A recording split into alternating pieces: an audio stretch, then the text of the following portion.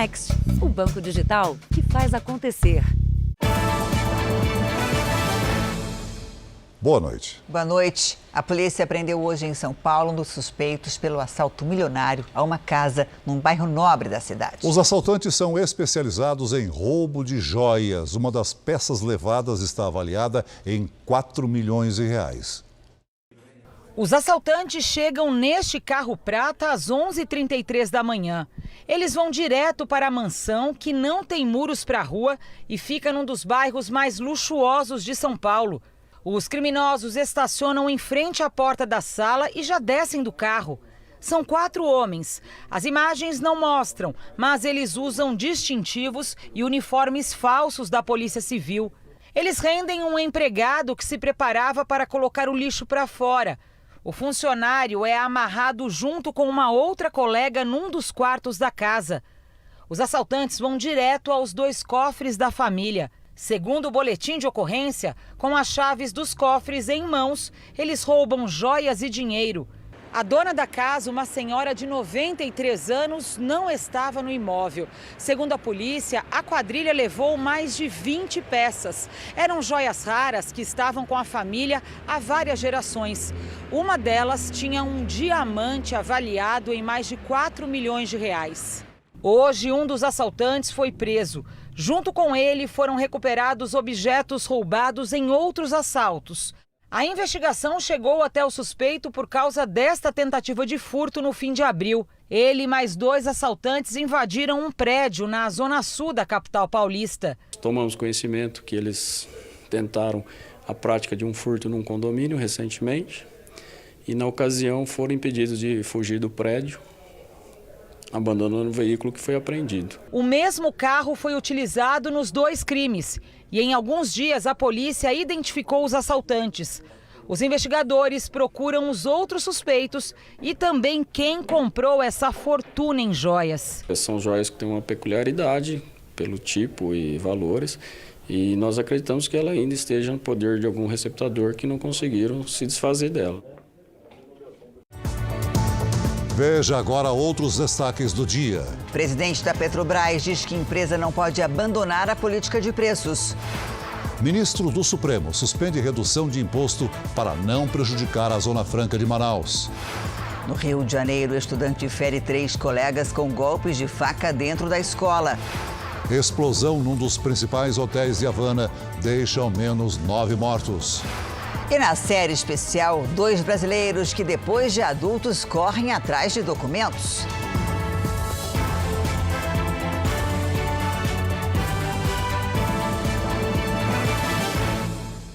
Oferecimento Bradesco Prime. Conecta você aos seus investimentos.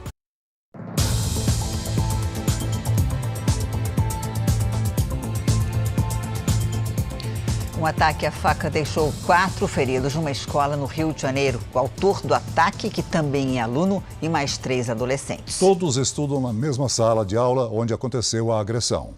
O ataque foi por volta das 10 da manhã. O filho de Humberto estuda na mesma sala onde o adolescente feriu, com golpes de faca, 3 alunos. Meu filho me ligou simplesmente com a mensagem: pai, vem correndo agora me tirar da escola porque esfaquearam meus amigos. Do nada o garoto começou a, segundo meu filho, a esfaquear e foi aquele desespero total. Os estudantes do 8º ano estavam na sala de aula. Eles haviam acabado de voltar do intervalo quando ouviram gritos no fundo da sala e viram um adolescente atacando uma menina. Outros 2 jovens tentaram impedir e também ficaram feridos. O professor usou uma mesa para conter o aluno, que teve ferimentos nas mãos. As 3 vítimas e o autor do ataque foram levados para o hospital e estão fora de perigo. Professores relataram que o aluno que atacou outros estudantes não se socializava na sala de aula. Esse comportamento fechado e às vezes agressivo foi repassado à direção. Não havia nesse ínterim um diagnóstico fechado e um diagnóstico de um risco maior, evidentemente, de comportamento para os colegas. Ele era muito introvertido, não se relaciona, a socialização é um pouco comprometida. Por enquanto, as aulas estão suspensas. O adolescente e os pais foram ouvidos na delegacia. A faca usada no ataque e o celular do aluno foram apreendidos. De acordo com a mãe, ele já vinha apresentando alteração no seu comportamento. Estava sendo tratado por psicólogos e psiquiatras. Estava com um comportamento exaltado, estava arredio, não estava querendo frequentar a escola. O Ministério Público denunciou mais 2 policiais civis por supostos crimes cometidos na operação no Jacarezinho, no Rio de Janeiro, há exatamente 1 ano. Com isso, já são 4 os policiais denunciados. Um protesto no Jacarezinho pediu a apuração das 28 mortes que aconteceram na comunidade. Mais 2 policiais civis foram denunciados por homicídio e fraude processual. Segundo o Ministério Público, eles executaram 2 traficantes desarmados dentro de uma casa e ainda forjaram provas. O comando da Polícia Civil foi procurado para falar sobre as denúncias do Ministério Público, mas não tivemos retorno. Em Guarujá, litoral de São Paulo, uma mulher morreu vítima de bala perdida. No momento, havia um tiroteio entre criminosos e a polícia militar. O vídeo mostra o carro com os criminosos, seguido por viaturas da polícia militar. Se liga, a polícia dando um tiro nos caras. Pessoas que estavam na praça correm. Quer parar? A perseguição termina quando o veículo dos assaltantes bate na calçada. No tiroteio, uma mulher foi atingida e não resistiu aos ferimentos. Ana Madrona tinha 48 anos e seguia para um banco com o marido. Tanto eu como ela só escutamos tiro. E ela puxou meu braço e falou: amor, tá tendo tiroteio. Quando eu olhei, vi a viatura vindo do lado esquerdo, né? Aí foi quando ela pegou no minha mão, puxou e foi caindo e ela ficou. Ainda não se sabe de onde partiu o disparo. As armas dos policiais foram recolhidas e 4 homens foram presos. Os suspeitos tinham acabado de assaltar um mercado que também fica próximo daqui. Eles fugiram em direção a essa praça, onde no mesmo horário aconteceu uma operação da PM justamente para reforçar a segurança na região. No mesmo local, na quarta-feira, assaltantes armados de fuzis invadiram uma agência bancária e 2 comércios. Cercaram ruas, usaram explosivos e fugiram de barco. Ninguém foi preso. A polícia, de forma rápida, agiu e conseguiu prevenir essa situação. Um crime conhecido como golpe do seguro, em que o dono do carro foge ao roubo ou furto do veículo, pode estar por trás de um cemitério de automóveis na maior cidade do país, né? A polícia busca provas para saber quem são as pessoas que entregam os veículos a criminosos para ficar com o dinheiro do seguro. No meio do Tietê, a carcaça de um automóvel. Faz 10 anos que as margens do rio, onde 3 municípios fazem divisa, são usadas como local de desmanche de veículos furtados e roubados. É um lugar de difícil acesso. Na zona leste de São Paulo, a operação em andamento é para recolher provas. Só neste ponto do rio Tietê, no município de São Paulo, foram encontradas 70 carcaças, no que é considerado o maior desmanche a céu aberto da América Latina. Mas isso representa apenas uma minúscula parte dos veículos roubados e furtados no estado de São Paulo. Só em janeiro e fevereiro deste ano foram 17.921.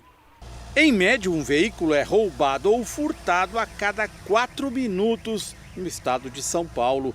Um estudo feito por uma seguradora mostra que os 5 bairros onde mais acontecem furtos e roubos de veículos na capital ficam relativamente próximos da região do desmanche. A suspeita da polícia é de que parte das carcaças encontradas aqui seja fruto do golpe do seguro.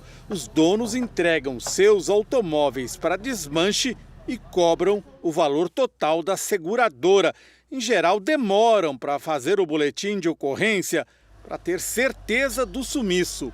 Algumas carcaças que foram apreendidas no local não tinham queixa. Com a chegada e a ação policial no local e a apreensão, as pessoas tendem a começar a fazer o registro de boletim de ocorrência para tentar ludibriar aí o seguro e receber a indenização. Para vocês terem uma ideia do nível do desmanche, neste pequeno caminhão couberam as peças de 2 veículos que foram desmontados. Praticamente só a lataria mesmo. Motores, pneus e caixas de câmbio são retirados para revenda. Desde que a operação começou, a polícia fechou uma loja que tinha 500 peças no estoque e suspeita que parte delas tenha vindo daqui. Em geral, as quadrilhas raspam os números de identificação, mas a polícia dispõe de tecnologia para investigar quais veículos chegaram aqui por conta de furto ou roubo e quais fizeram parte de um golpe. A perícia agora vai fazer um exame que se chama um exame metalográfico nessas peças, que é a utilização de agentes químicos ali no local onde houve a raspagem dessa numeração de chassi, para que eles consigam identificar ali a numeração real do chassi e assim nós podemos também identificar do que tipo de crime se trata. Uma explosão no hotel de luxo em Havana, capital cubana, deixou 9 mortos e 30 feridos. A explosão aconteceu às 11h10 da manhã, pelo horário de Brasília. Autoridades do país anunciaram que um vazamento de gás provocou a forte explosão no Hotel Saratoga, um hotel de luxo no centro de Havana. O prédio foi construído em 1880, há 142 anos, e tem 96 quartos. Crianças que estudam em uma escola ao lado do hotel tiveram que deixar o local às pressas, mas nenhuma ficou ferida. Em Madrid, capital da Espanha, 15 pessoas se feriram também numa explosão, dessa vez num edifício residencial. O prédio de 4 andares fica numa região nobre. Segundo a prefeitura, alguns feridos estão em estado grave. Um botijão de gás pode ter provocado a explosão. A polícia de Israel identificou os homens que seriam os responsáveis pelo ataque em que 3 pessoas morreram. Além dos mortos, o atentado no interior do país deixou vários feridos. Os suspeitos são palestinos. O crime violento, na noite de quinta, interrompeu as celebrações que marcavam a fundação do Estado de Israel. Segundo a polícia, os suspeitos são palestinos que vivem na região da Cisjordânia. Eles carregavam facas, armas de fogo e um machado. Uma das vítimas chegou a dar carona aos terroristas sem saber quem eram. Israel está vivendo uma onda de ataques desde o final de março. Ao todo, 19 israelenses foram mortos nas últimas semanas. As autoridades locais dizem que conseguiram evitar pelo menos 66 atos terroristas nos últimos 2 meses em todo o país. Mais de 500 pessoas foram presas durante operações especiais. Os confrontos entre palestinos e a polícia israelense acontecem quase diariamente nas últimas semanas. O líder do grupo extremista palestino Hamas, que controla a faixa de Gaza, elogiou o último ataque que chamou de operação heróica. Dias antes, ele havia convocado ações violentas contra os israelenses com os mesmos tipos de armas usadas no atentado. A seguir, o presidente da Petrobras defende a política de preço dos combustíveis. E na série especial, a vida invisível de 3 milhões de brasileiros que não têm certidão de nascimento.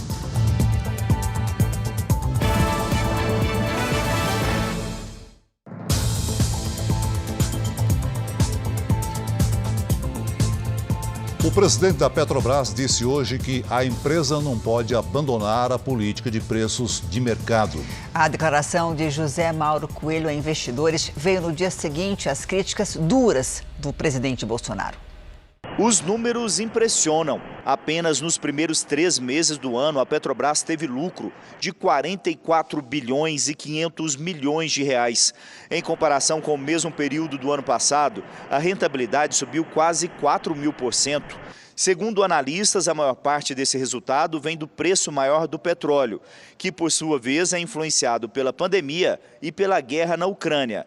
Na noite de ontem, antes mesmo da divulgação, o presidente Jair Bolsonaro criticou duramente a empresa. O lucro de vocês é um estupro, é um absurdo. Eu não posso entender, pode ser que eu esteja equivocado, deixar bem claro, a Petrobras, durante crise da pandemia e agora guerra lá fora, a Petrobras faturar horrores. O lucro da Petrobras é maior com a crise. Isso é um crime, é inadmissível. A Petrobras é hoje uma empresa de economia mista. Isso significa que uma parte é do Estado, que detém o controle da empresa, e o restante é de acionistas, brasileiros e estrangeiros. Se apela para a Petrobras, não reajuste os preços dos combustíveis. Vocês estão tendo um lucro absurdo. Se continuar tendo lucro dessa forma e aumentando o preço do combustível, vai quebrar o Brasil. Em conferência com investidores, José Mauro Coelho, presidente da Petrobras, afirmou que a empresa não pode desviar dos preços de mercado. Por dever de diligência, os administradores da Petrobras e os administradores de todas as empresas de capital aberto devem atuar, no caso da Petrobras, atuar alinhados com a atual política de preços da companhia. Isso quer dizer que a Petrobras aumenta ou diminui os preços de acordo com a cotação internacional do petróleo em dólar. No ano passado, a empresa já havia atingido o melhor resultado da história, com lucro de 106 bilhões de reais. Há poucas semanas, o governo trocou o presidente da companhia. José Mauro Coelho substituiu o general Joaquim Silva Luna. Apesar da irritação do presidente Jair Bolsonaro, eu confirmei que nos bastidores não se fala em uma ação prática contra a Petrobras. O governo continua preocupado em não passar uma imagem de intervenção no mercado. Aqui no Palácio do Planalto, as articulações são para reduzir a cobrança de ICMS nos combustíveis, um imposto dos estados. Jair Bolsonaro visitou hoje a Guiana, país vizinho ao Brasil. Além de tratar de negócios entre os dois países, o presidente voltou a falar sobre a Petrobras. Jair Bolsonaro foi recebido na sede do governo pelo presidente da Guiana, Arfan Ali, e discutiram acordos bilaterais em diversas áreas, como infraestrutura e energia. Recentemente, a Guiana e o Suriname, outro país que também está na fronteira norte do Brasil, descobriram reservas de petróleo e gás equivalentes a 40% das reservas brasileiras. Um dia depois de fazer duras críticas à empresa, o presidente fez um elogio à Petrobras. Na questão de óleo e gás, temos uma gigante brasileira chamada Petrobras, que cada vez mais se torna uma realidade para cooperar com a Guiana. Outro assunto foi abordado pelos presidentes: o crescimento da exportação brasileira de trigo. Na reunião reservada, falamos que o Brasil, em poucos anos, se tornará mais que autossuficiente. Passará a exportar trigo para o mundo, inclusive com cultivo aqui no estado vizinho de Roraima, tendo em vista o clima. O presidente também convidou empresários brasileiros a investir aqui, na Guiana, no momento em que as relações comerciais entre as duas nações estão em expansão. No total, no ano passado, foram movimentados mais de 600 milhões de reais. O montante é mais do que o dobro registrado em 2020. Os governantes também falaram sobre a área da saúde. O presidente da Guiana agradeceu o governo brasileiro pelas doações regulares de medicamentos e da oferta recente de vacinas contra a Covid-19 e outras doenças. Por causa da viagem de Bolsonaro, o presidente do Senado, Rodrigo Pacheco, assumiu pela primeira vez a presidência da República. Ele é o terceiro na linha de sucessão. O vice Hamilton Mourão e o presidente da Câmara, Arthur Lira, também estão em viagem ao exterior. Os dois deixaram o país para não assumir a presidência, porque são candidatos e, se ocupassem o cargo, se tornariam inelegíveis. Rodrigo Pacheco fica na presidência por algumas horas, até a volta do presidente Bolsonaro, ainda esta noite. O ex-presidente do Senado, Davi Alcolumbre, foi internado na tarde de hoje num hospital em São Paulo. Ele chegou de Brasília depois de sentir fortes dores abdominais. Alcolumbre vai precisar passar por uma cirurgia de emergência. Ainda não foram divulgados detalhes do quadro de saúde do parlamentar. Alcolumbre tem 44 anos, foi presidente do Senado até 2020 e é o atual presidente da Comissão de Constituição e Justiça da Casa. Veja a seguir: ministro do Supremo suspende redução do imposto para produtos que também são produzidos na Zona Franca de Manaus. E na série especial, as dificuldades enfrentadas por brasileiros que não têm documentos básicos como o RG e o CPF.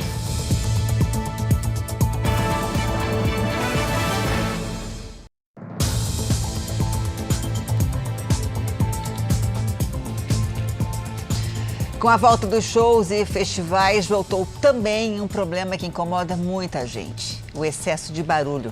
Quem mora perto de casas de show e estádios na capital paulista sofre para ter a lei do silêncio respeitada. E a situação pode ficar ainda pior.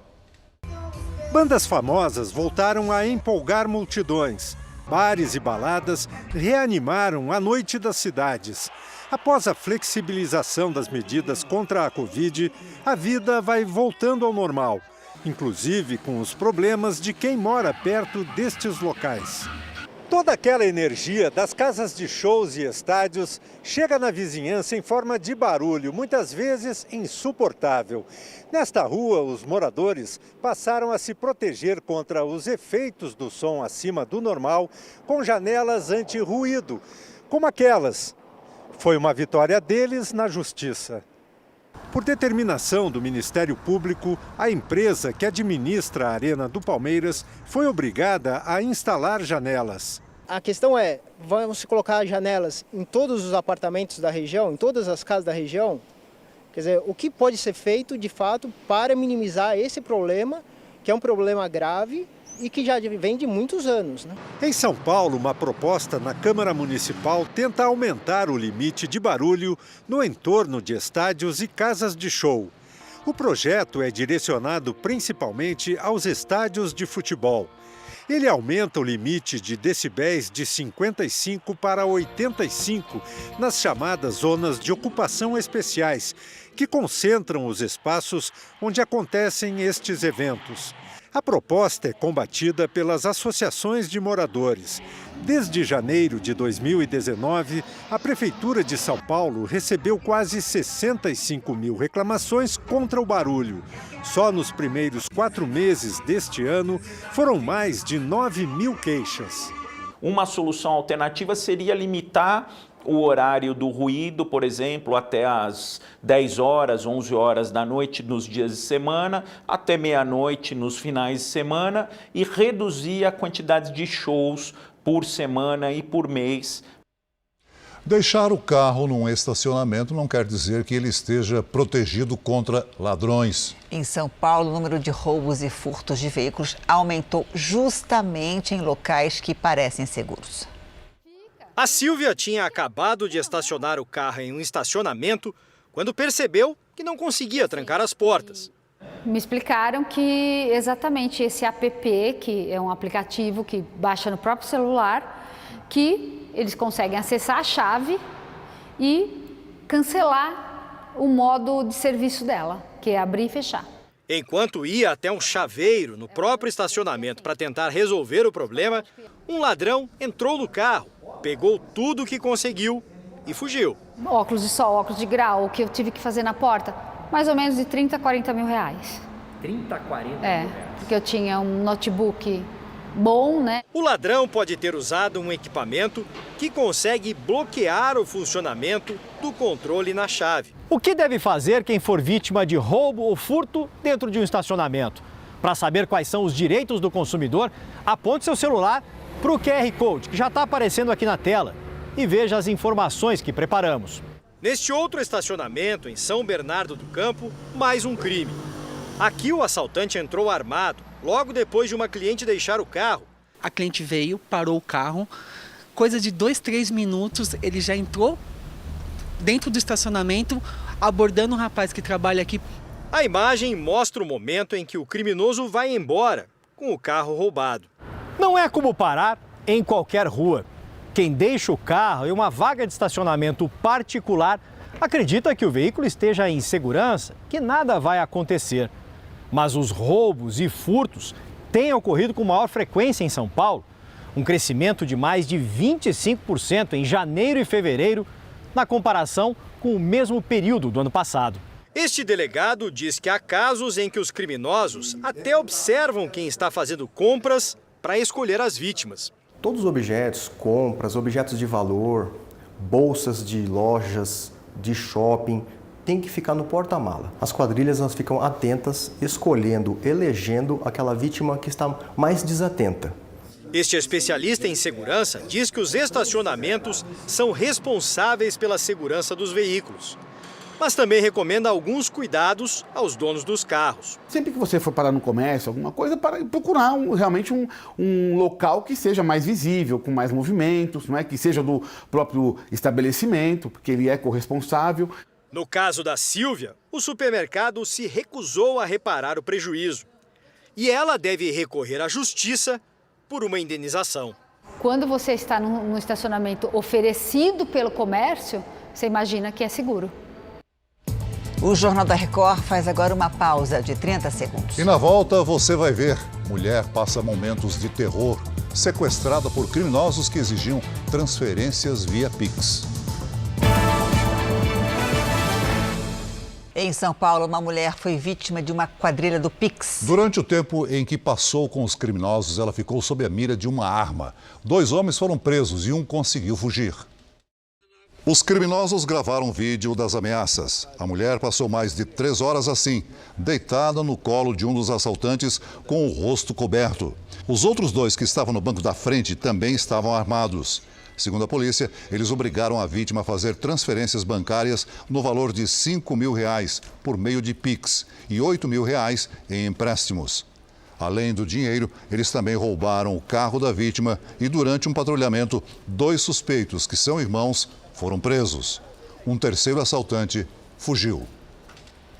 2 mulheres alegam ter sido vítimas de violência obstétrica pela médica de um hospital na Grande Porto Alegre. As denúncias foram levadas à polícia. Essa mulher, que não quer se identificar, ficou 13 horas em trabalho de parto. Ela me cortou com a tesoura estava sem fio. Ela pegou outra, a neném saiu. Ela jogou em cima de mim, ele mole, sem chorar. Ela tinha recomendação médica para fazer uma cesariana por questões de saúde. Mesmo assim, a obstetra plantonista realizou um parto normal e sem anestesia. O marido dela, que também não quer aparecer, diz que o bebê ficou 10 dias na UTI. A gente não sabe se ele vai ficar bem ou não de saúde. Tá tomando remédio. Nada disso precisava ter acontecido, entendeu? Esta outra mãe reclamou da conduta da mesma médica. Ela vinha e falava pra mim que não tinha necessidade de eu estar gritando daquela forma. Fazia força. Ela me cortou, senti toda a dor do corte ali. 2 boletins de ocorrência foram registrados contra a médica plantonista aqui na delegacia de Esteio. Ela deve ser ouvida na semana que vem. 2 testemunhas já prestaram depoimento e outras 15 devem ser ouvidas nos próximos dias. Nós vamos precisar de perícias e a perícia médica vai ser a prova mais importante. Em nota, o hospital informa que, por se tratar de uma questão de conduta técnica do profissional que atendeu o caso, a situação está sob análise. A produção do Jornal da Record tentou contato com a médica, mas não obteve retorno. Segundo essa advogada, outras famílias relatam situações parecidas. Tem que ser denunciado. As mães não podem calar nesse momento tão especial que é a chegada dos filhos. Ainda mais quando se faz um pré-natal com todo cuidado e com todo carinho, como o caso das 2 vítimas que estão aqui hoje. E mães que tiveram bebês há pouco tempo denunciam a falta de funcionamento dos aparelhos de ar-condicionado em maternidades públicas de Salvador. O problema afeta pacientes e também funcionários. As imagens gravadas na maternidade Ticila Balbino, uma das maiores da Bahia, mostram as enfermarias sem climatização.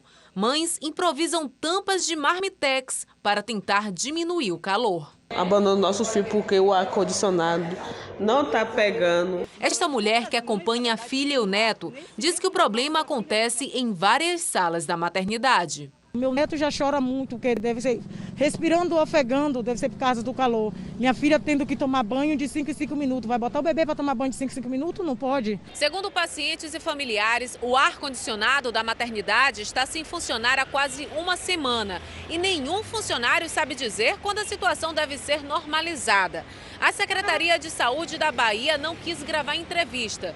Disse por meio de nota que a unidade passa por reformas no sistema elétrico e que está trabalhando para resolver o problema. Na ala pediátrica do Hospital das Clínicas, administrado pela Universidade Federal da Bahia, pacientes relataram que o sistema de ar-condicionado ficou sem funcionar por pelo menos um mês. É assim que as mães ficam, ó. porque o calor está insuportável. Tem médico que tem que usar o jaleco e ainda usar uma proteção quando a criança tem algum problema infeccioso e eles ficam derretendo de calor. É um negócio desumano com os profissionais também. O Hospital das Clínicas de Salvador afirma que a situação do sistema de ar-condicionado já foi normalizada. As chuvas dos últimos dias provocaram estragos em mais de 100 cidades de Santa Catarina. A água e a lama se espalharam pelas ruas e invadiram casas em Anitápolis, na Grande Florianópolis. O dia hoje foi de limpeza para a família do seu José Altamiro, que saiu de casa às pressas. Agora, mês de junho, eu vou completar 78 anos. Mas nunca aconteceu uma enchente dessa aqui no nosso município, nunca. Arlene mora na beira do rio e também teve prejuízo. Aí começou a subir muito o nível do rio, aí a gente começou a levantar logo as coisas dentro de casa, né? Segundo os moradores, a queda daquela barreira foi uma das causas da enchente aqui em Anitápolis. Um grande volume de terra desceu da encosta e represou a água do rio, que acabou alagando parte do centro da cidade. Pequenas comunidades rurais permanecem isoladas. Várias barreiras caíram sobre as estradas. As equipes trabalham para liberar o principal acesso à cidade. O trânsito está em meia pista, o que obriga os motoristas a redobrar o cuidado.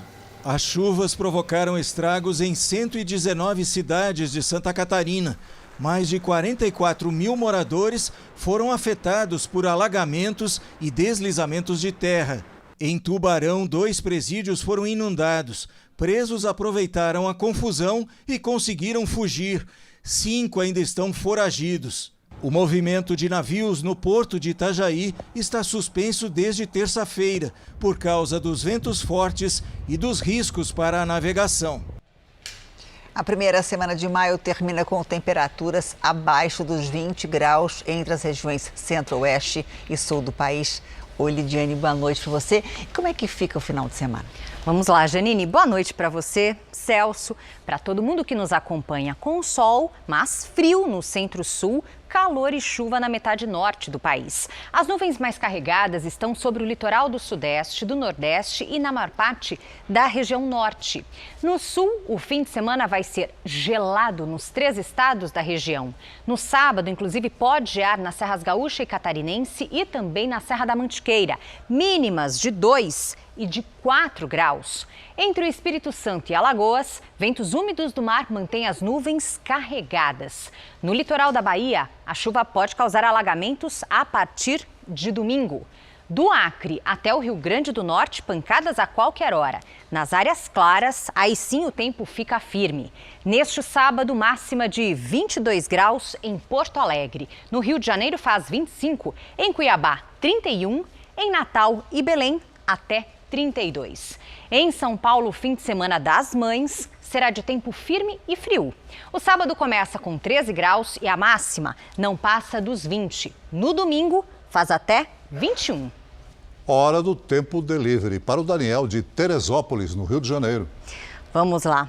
Oi, Daniel. Seguinte, com relação à sua pergunta, vai dar para passear sim no fim de semana. Há uma pequena chance de chuva fraca à tarde. O sábado começa com neblina e 11 graus. À tarde o sol aparece tímido e faz 19. No domingo, mínima de 12 e máxima de 18. Na segunda não chove e o frio continua. Agora a gente atende a Sônia de Alta Floresta, Mato Grosso.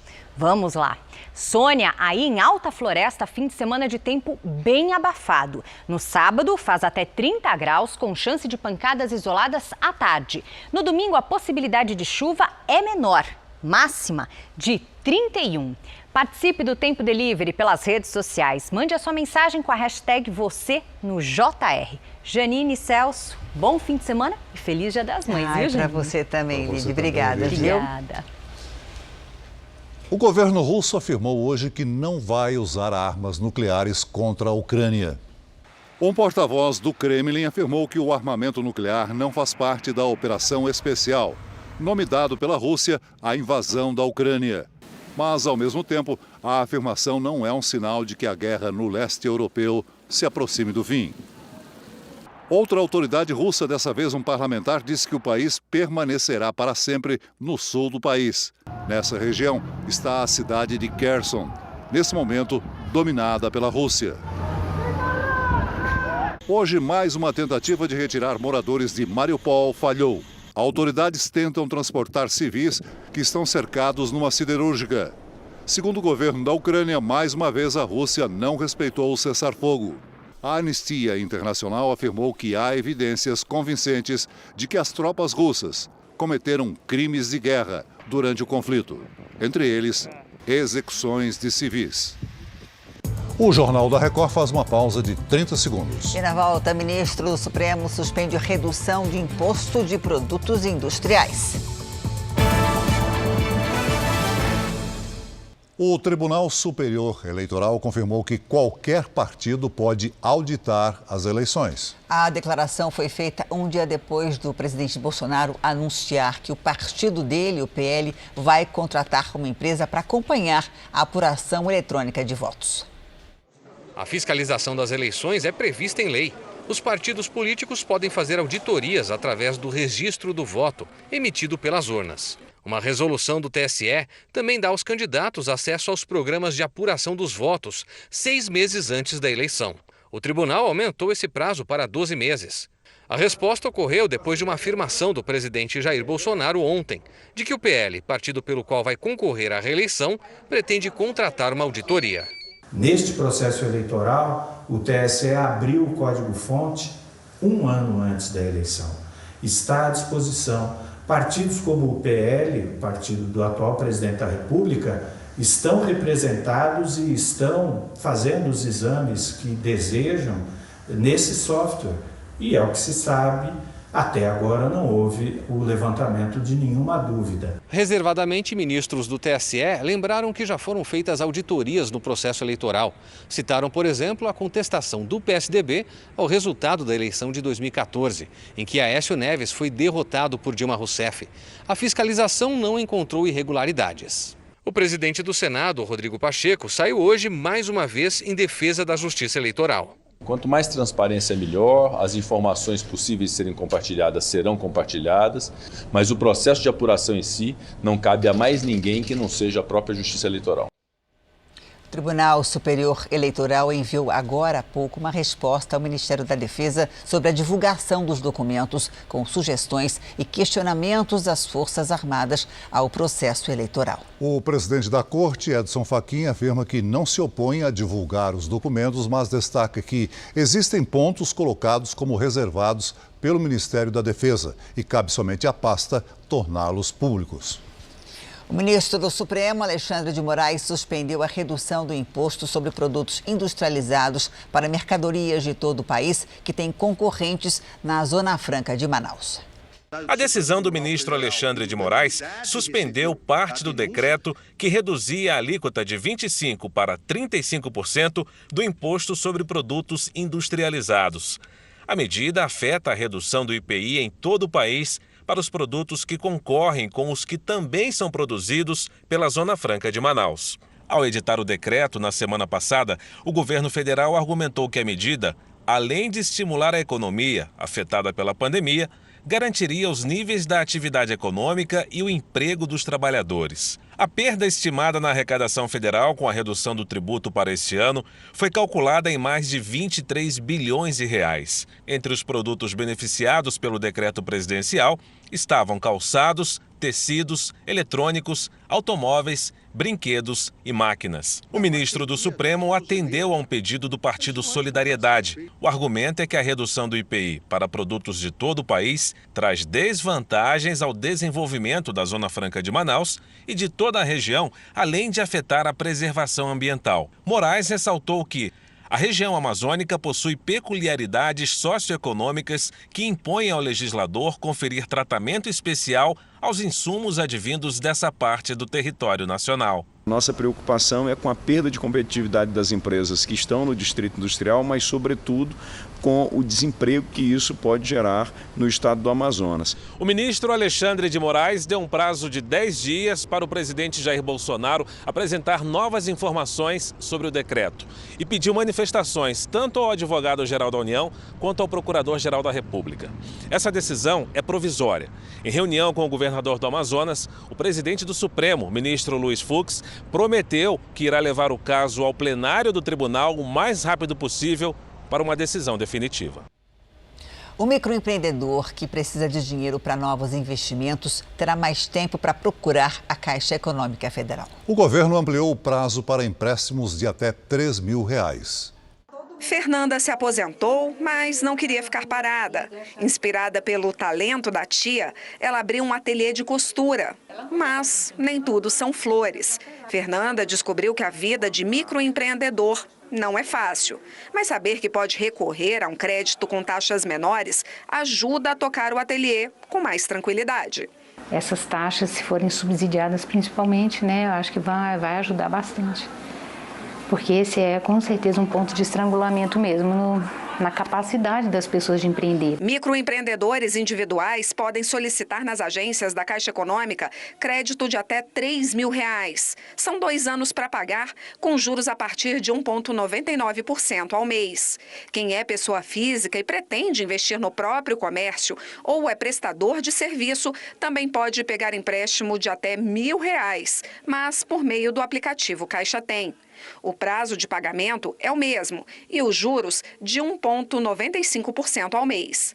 E quem tem dívidas de menos de R$3 mil ou recebe Auxílio Brasil também pode solicitar o crédito. É importante lembrar que este empréstimo não pode ser feito para novos investimentos.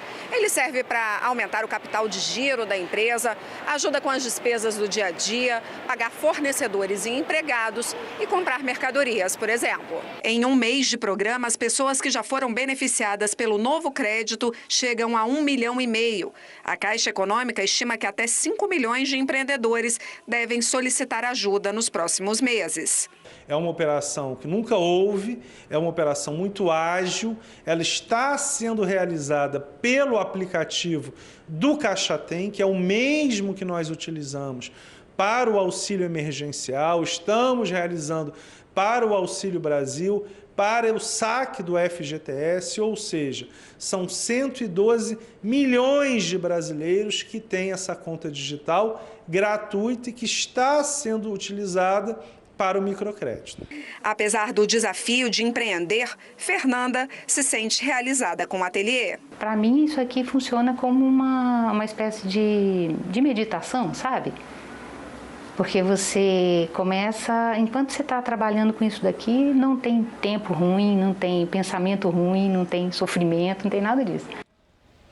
O ex-governador de São Paulo, Geraldo Alckmin, pré-candidato do PSB à vice-presidência na chapa de Luiz Inácio Lula da Silva, do PT, está com Covid. Segundo informações de assessores, ele está bem medicado e poderá participar do evento de lançamento da chapa neste sábado de forma virtual. Voltamos a falar sobre a explosão de um prédio em Havana, Cuba. O governo do país anunciou há pouco que o número de mortes subiu para 18. Entre as vítimas confirmadas estão uma grávida e uma criança. O número de feridos também subiu, agora são 74. Pelo menos 64 estão internados.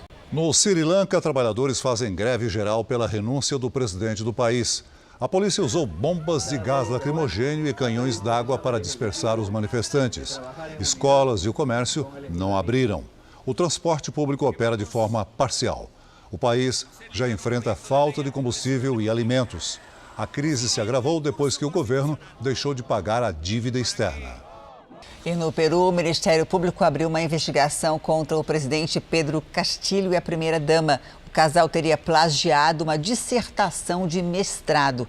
A denúncia foi feita por um programa de TV peruano. Segundo a reportagem, Castillo e a mulher, que são professores, teriam copiado mais da metade de uma dissertação que fizeram juntos em 2011. O presidente nega a acusação. Pela lei do país, o plágio é punido com até 8 anos de prisão. O clube de futebol inglês Chelsea está a um passo de ser vendido. Um consórcio liderado por um empresário americano venceu a disputa. Ainda falta aprovar a transação com o governo britânico e a Liga de Futebol do país. O sócio do time de beisebol, Los Angeles Dodgers, está envolvido na negociação. O antigo dono do Chelsea, o russo Roman Abramovich, decidiu vender o time após sofrer duras sanções do governo britânico durante o conflito no leste europeu. O Jornal da Record faz agora uma pausa de 30 segundos. E logo depois você vai ver o drama das pessoas que chegaram à idade adulta sem documentos. Veja agora os destaques do Domingo Espetacular.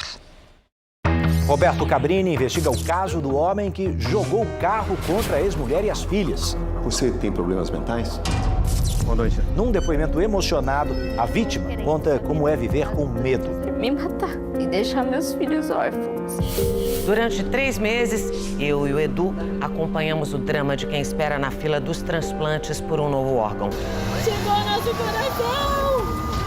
E o trabalho tenso e delicado de quem corre contra o tempo para salvar vidas. Uma entrevista exclusiva com a mãe de Gabriel Medina. Simone Medina abre a casa, fala sobre a saudade do filho. Os dois estão afastados há quase 2 anos. Eu tenho que continuar sendo mãe. O salgado que tem a mesma receita desde o século XIX. O sanduba inventado há mais de 80 anos. E você, sabe qual é a pizza mais antiga do Brasil? Uma visita aos restaurantes que viraram clássicos da gastronomia popular. É no Domingo Espetacular. Depois do Canta Comigo. Uma variante do vírus da dengue mais contagiosa e inédita do mundo foi detectada em Goiás. Essa linhagem é a que causa os casos mais graves, com maior chance de levar uma pessoa a óbito. O vírus foi detectado pela primeira vez em Aparecida de Goiânia, cidade de quase 600 mil habitantes, na região metropolitana de Goiânia. O paciente teve dengue em novembro do ano passado. Precisou ser internado, mas o resultado do sequenciamento genético só foi divulgado agora. Foi detectada a variante da doença mais comum no mundo, mas que ainda não tinha sido notificada no Brasil. O vírus da dengue tem 4 grupos diferentes e cada um possui variantes. O resultado deu positivo para a linhagem conhecida como cosmopolita. Isso porque é a predominante nas regiões mais populosas do planeta, como África, Oriente Médio e Ásia, especialmente Bangladesh, um país asiático com mais de 160 milhões de habitantes. Antes do Brasil, o primeiro país das Américas a ter um caso confirmado havia sido o Peru, há 2 anos. Foi detectado no Peru, né, numa cidade que numa região que é quase divisa com o Brasil, né, ali perto da região amazônica, quase divisa com o Acre. Foi detectado inicialmente no Peru, mas a gente não sabe se ele entrou antes no Peru e veio para o Brasil, ou se ele entrou no Peru e no Brasil ao mesmo tempo, ou se ele entrou no Brasil e depois foi para o Peru, certo? Nós não sabemos, porque a quantidade de amostras sequenciadas é muito pequena. Aparecida de Goiânia é a 6ª cidade com mais casos de dengue em 2022 no Brasil. Goiânia ocupa a 1ª posição. A nova variante pode não ser um problema agora, mas no futuro. O sorotipo 2 ele é o mais virulento, é o que causa formas mais graves e tem maior chance de levar a pessoa a óbito. Então, com certeza, isso traz uma preocupação e um alerta. Talvez não agora, porque nós já passamos o nosso pico, o período chuvoso já passou, mas para o próximo período chuvoso a gente precisa ficar muito alerta em relação a isso. Nos arredores de Tel Aviv, em Israel, uma empresa desenvolve uma cozinha do futuro. O robô oferece soluções aos donos de restaurantes. Entre os benefícios está a redução do desperdício de alimentos. Macarrão com frango, yakisoba ou saladas frescas. Este robô cozinheiro prepara uma refeição por minuto. São receitas da culinária internacional. A máquina ainda lava e esteriliza os equipamentos. Batizado de Bistro, faz o trabalho de até 4 funcionários. Um operador tem que colocar cada tipo de alimento nos recipientes e, a partir daí, o robô começa a trabalhar. Recebe o pedido, separa os ingredientes, prepara e entrega o prato na esteira. Segundo David Ben David, vice-presidente da empresa, Bistro evita o desperdício de alimentos e aumenta a produtividade. Segundo a ONU, 1/3 de toda a comida do mundo é desperdiçada, nem chega ao consumidor. É o equivalente a 120 quilos de alimentos por pessoa a cada ano. É muita comida e muito dinheiro jogados fora. Agora, robôs como esse prometem reduzir essa perda. O robô pesa a quantidade exata de alimentos, mantém a temperatura, o tempo de cozimento exatos e depois ainda limpa tudo, explica David.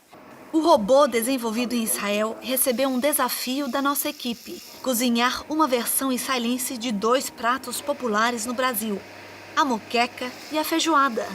E o resultado foi esse. A textura é perfeita. Eu não iria saber que foi feito por uma máquina. Olha, por um problema técnico, não pudemos exibir hoje o último episódio da nossa série especial sobre os brasileiros que vivem sem documentos, os invisíveis. Vamos exibir amanhã. O Jornal da Record termina aqui. A edição de hoje na íntegra e também a nossa versão em podcast estão no Play Plus e em todas as nossas plataformas digitais. À 00:30 tem mais Jornal da Record. Fica agora com o Reis e logo depois tem Jesus, a série. Boa noite, bom fim de semana para você e feliz Dia das Mães, né? Feliz Dia das Mães. Boa noite.